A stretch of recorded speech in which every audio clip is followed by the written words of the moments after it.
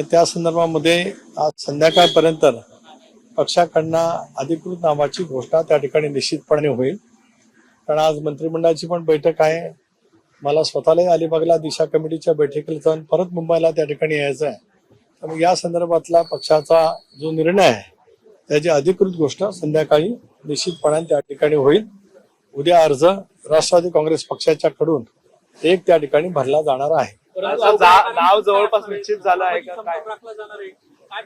आम्ही संबंध विचार करत असताना प्रादेशिक समतोलाचा विचार केला, इतरही जी काही समीकरणं असतात त्याचा विचार केला, पक्षाच्या संघटनेमध्ये काम कशा पद्धतीने होऊ शकतं या संदर्भामध्ये सुद्धा विचार त्या ठिकाणी केला आणि या सगळ्याचा सारासार विचार करत पक्ष मजबूतीच्या दृष्टिकोनातून आम्ही या संदर्भातला निर्णय संध्याकाळपर्यंत घोषित करू.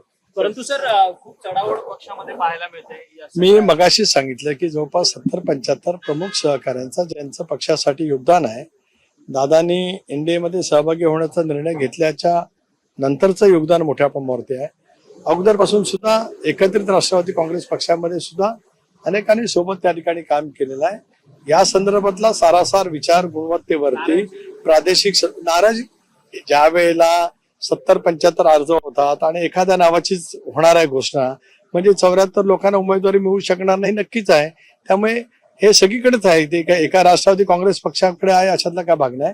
ते वेगवेगळ्या राजकीय पक्षामध्ये ज्यावेळेला इच्छुकांची संख्या वाढत राहते त्यावेळेला स्वाभाविकपणाने एकच जागा आमच्या वाट्याला येणार आहे आमच्या संख्याबळानुसार. आज आमचं संख्याबळ 39 आहे.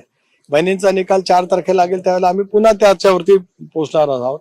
अशा वेळेला या सगळ्या बाबी त्या ठिकाणी आहेतच. म्हणून पक्षामधला एकोपा एकसंघपणा नाराजी कमीत कमी कशी राहील या संदर्भातला सुद्धा साराचा विचार कोर कमिटीमध्ये जे पक्षाचे प्रमुख नेते आहेत त्यांनी त्या ठिकाणी केलेला आहे. धन्यवाद.